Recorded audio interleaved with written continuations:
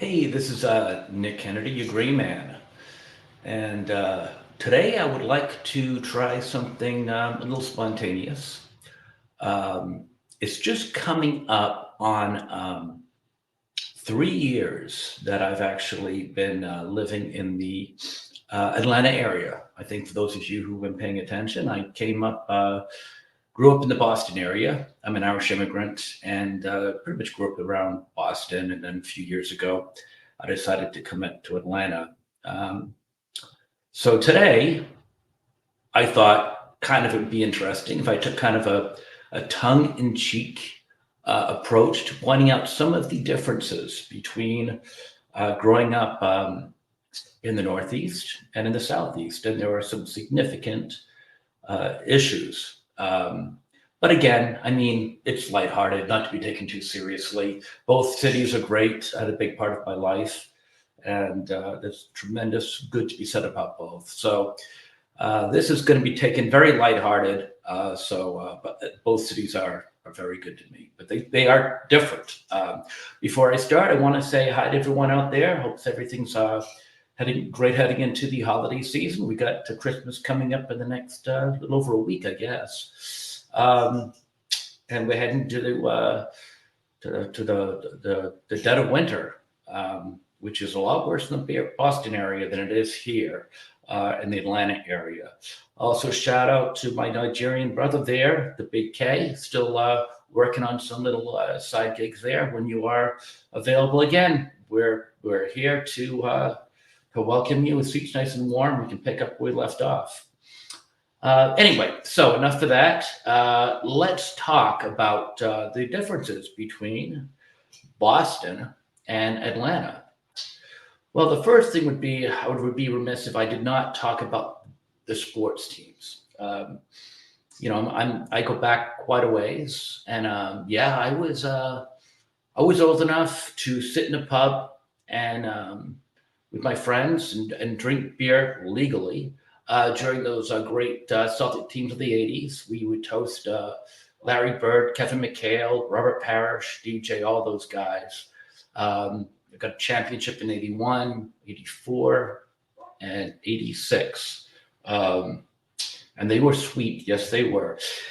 No, Atlanta didn't really win much until I moved here, which was kind of funny because we were winning everything in Boston until I moved here. And then I don't think Boston won another title since I left, and Atlanta got I don't know. Well, we got the Braves, and then we got the Bulldogs with one.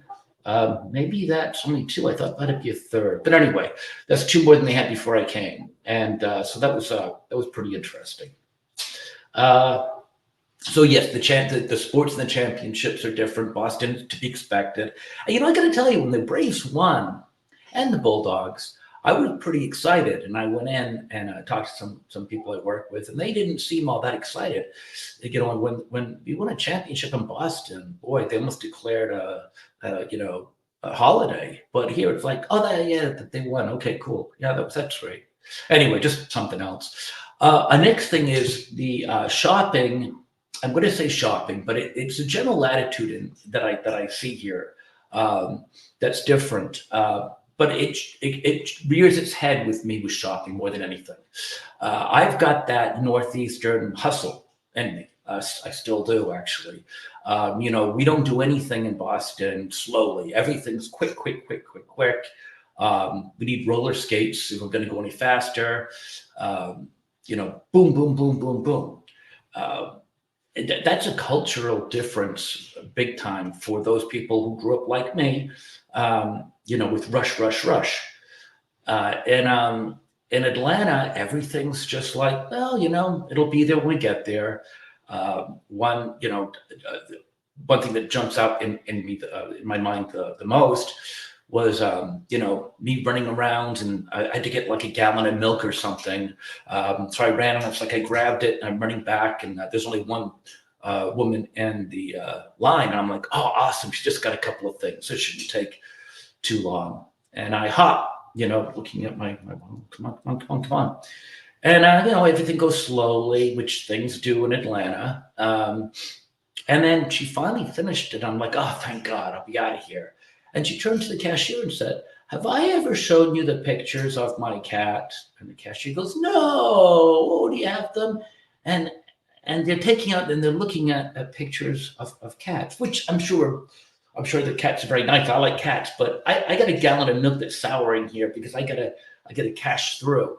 Um, in Boston, I think there would be a riot, but I just kind of like, okay, well, this is Atlanta. I'll deal with it, and I dealt with it, and I still do. It's still foreign to me. I still feel like I should just like jump over the counter, throw the money down, and dash out the door. But nah, I just got to deal with it. On the other hand, the friendliness here is quite different. One of the first times I came here, I went to a supermarket, and a woman who I never saw before walked by, and she looked at me and she said something along the lines of "God bless you and have a blessed day" or something. I thought, what? I checked. Of course, my first instinct being from Boston is to check my wallet to make sure I still had my wallet. I'm joking, but I mean, generally, strangers, just don't walk over to you in the Boston area and tell you to have a blessed day. Um, but yeah, no, and she didn't work there or anything. Not a manager, just somebody walking by, I guess. Um, it happens occasionally here, and that's fine. It's nice. Still getting used to it. Like I said, I've only been here. This is finishing off my third year, so I'm still getting used to a lot of things. But yeah, that's a big difference. In Boston, again, you probably want to check your wallet to make sure that no one's like stealing anything from you. Maybe watch your back. Maybe someone sneak it up on your back. I don't know. But yeah, the friendliness in stores it is quite different. Um, Also, the lack of a better word, I guess, the wildlife here is different. Um, I have deer that play out in my backyard, which I guess they're a nuisance, not to me, but I guess they have a way of eating shrubbery, which to me it's less that I've got to trim. Um, that might be the Northeast personality coming through again. But yeah, no, I've got like maybe six deer that play around the yard now and again. I got lizards, those little tiny lizards. I used to see them in Florida when I went on cruises and vacations. But now they're a part of my life. It's kind of funny because one of the first days I was here, I saw something dart in my living room. So immediately I jumped out. I'm like, what is that? And it ended up being, a lizard, And I'm not used to lizards in my living room. Um, so anyway, I was chasing it around, not knowing what to do with it, and I think I finally like just got some paper towel and cornered and picked it up. I mean, it's not an alligator, it's just a lizard. I was more just kind of like this is unusual, not too much of a scare thing, because I knew it wasn't going to attack me. It was just a lizard, but it's just like the Twilight Zone for me. And it dropped its tail because I probably was a little too rough with it, didn't mean to, but I threw it out the door with the tail and all. Um, and the punchline is the next day I was going on a job interview. I decided that I was going to settle here and looking for a job. And I was talking to this guy, and I told him, I said, yeah, it's really weird. I'm from Boston, and I got to tell you, it was really strange. But yesterday I looked in my living room, and there was a lizard running across my living room. And he goes, wow, that's weird. And I said, I know, really, right? I mean, a lizard in the living room? He goes, oh, no, that's fine. What's really weird is you don't expect lizards to be in your living room here. Happens all the time. And he's right. And I think that I'm actually becoming a Georgian now, because the other day, it used to be me, like, running around, the tails falling off, so I'm scaring them. And then there was a period where I ran around with a broom trying to sweep them out. Now I'm at a point where it's like, oh, a lizard, just grab it just out the window or out the door. Don't even think twice about it now. But yeah, no, that was funny when he said, that's weird. And I thought he was talking about the fact that a lizard. He's like, no, that you're surprised that you saw a lizard. Anyway, that's interesting. Religion actually seems to be a bigger thing here too. Not that it's forgotten in Boston, but I tend to think people here are more religious. You're talking to people in stores, and they're always wishing you a blessed day, and that's great. And I don't feel like there is as much anger as there might be in the Boston area. Again, I kind of grew up in a place called Brockton. For those of you who know the area, it's not it's got its bad areas, certainly, and always had. So, I'm not really used to the friendliness and the religious thing. But in fairness, here I live in the outskirts of Atlanta. I don't live in the city, so maybe I don't get to see the underbelly as much as I saw it when I was living in Boston. I didn't grow up in the projects. I actually grew up in a very nice upper middle household, but I tended to hang with the people in the projects. So, the rough side of town is no stranger to me. But no, people around here seem to be much more preoccupied, with the religion, and they carry Bibles around, which is great, better than carrying guns around. Cars, they drive quickly here. It's not unheard of. Well, let's put it this way. If you're driving on a major highway like 185 or 85 and you're not doing 80, you're probably going to get people blowing by you. When I first moved here, I was told that police don't have speed traps. That's not true, by the way. They do. They do. I don't know why some people said they didn't. Maybe just because they have a high tolerance. Certainly, you're allowed, I would say, to go. I think you're safe to go up to 80 without really getting pulled over. But I could be wrong. I don't generally drive on the highway. But if I did, I would probably 75 to 80. I don't think anyone would really bother you that much. The weather. I've been freezing this week because at night it does actually get to be in the low 30s, which I didn't know. The weird thing is, in the daytime, it could be like 70, 75. I've even known it to hit like 80 in the daytime, and then at night drop to 40. So a 40-degree disparity is not unusual at all. In Boston, I would, it would be, 30 degrees at night, and in the morning, if you were lucky, it might hit 40, maybe 42. But yeah, no, I don't know why. But there's a huge disparity between the afternoon and the evening. You can sweat your ass off in the daytime and freeze your ass off at night. Don't know. Now in New Mexico, I had a brother once that he lived in New Mexico, and I visited him, and I would see that kind of thing. But apparently that was because it's in a desert, and the heat of the sun does not get held in the sand, which makes sense. So at night it tends to get cold because it doesn't hold the heat. Why that happens in Atlanta, geez, I don't know. But yeah, 40 degrees difference between the morning and the evening, not that unusual. No snow. You do get ice. I have actually gotten frost on my windshield one morning, but not bad. And I think 2-3 months you got to deal with the kind of cold nights. I think once February comes around, it starts to warm up a little bit, and you get the nice weather. So yeah, that's a big difference, And for me, I was a kid that lived through '78. Yeah, we didn't have a snowblower. We had a son, me, and I had a shovel, and we had like 3 homes. There might have been 2 weeks of vacation from school, which there was actually. Might have been 3 because I think it ran into February vacation. But whatever it was, I spent it shoveling all those houses out, all those driveways. I still think I get wrenched back a little bit. It tweaks from that all those years ago.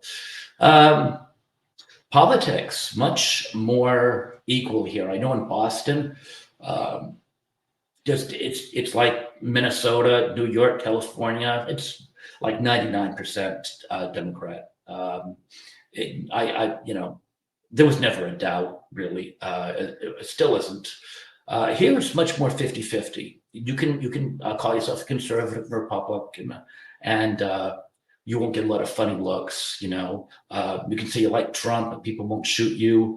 People are much more easygoing here, which is it's nice. It's like, you know, I think people are a little angry, too angry now with politics. I think debating in a healthy manner is a lost art, and hopefully it'll come back. You know, I spent a lot of my college years in college and bars afterwards discussing the world and politics. And, you know, when we're done, we get up and walk out and we leave all resentment in the bar or in the classroom. We didn't take it with us because no one got offended. That's a lost art. Here, I think it's a lot better. There's still tension, but I don't think it's as bad as the Northeast. You're entitled to, you know, your own opinions here more. The food. Burgers are king in the Northeast, in my opinion. You know, you go everywhere, you know, burger. Here, it predominantly chicken. I mean, you go down a main drag, you know, with the shops, kind of a downtown area where I live. There might be 8 or 9 chicken places, all within a span of a mile, and all of them will have lines. And if you see a Chick-fil-A, forget about it. Chick-fil-A, the line goes down the street all day long. I mean, really, you work at Chick-fil-A, and you know there's a reason, and that is the chicken here is quite good. You know, I'm not really big on fast food, but I have certainly developed a taste for chicken wings. And I know the best chicken wings to get, and boy, they make them really, really well. You can even they take pride in their chicken wings. You go to a gas station, and there's a good chance that you know you get a bucket chicken wings. They're delicious. I wouldn't get anything, you know, from the Boston area, you know, in the way of food. But that's, you know, it's a different, it's kind of a different culture here. I think people take pride in their chicken, especially chicken wings. Everyone wants to know where's the best place in town for chicken wings, and then that actually might start a you know, an argument. Yeah, that'll start a well-intentioned debate, to say the least. Another one is, and this one hurts the most: beaches. I grew up, you know, living, I don't know, half an hour, 45 minutes from the beach.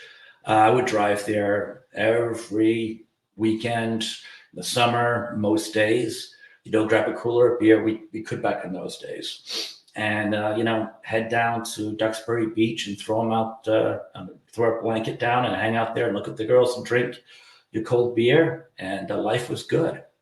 No beaches here around here because no coastline. Not really. If you wanted to find a coastline, I think the closest one I know of is around Savannah, which would be a 4-hour drive.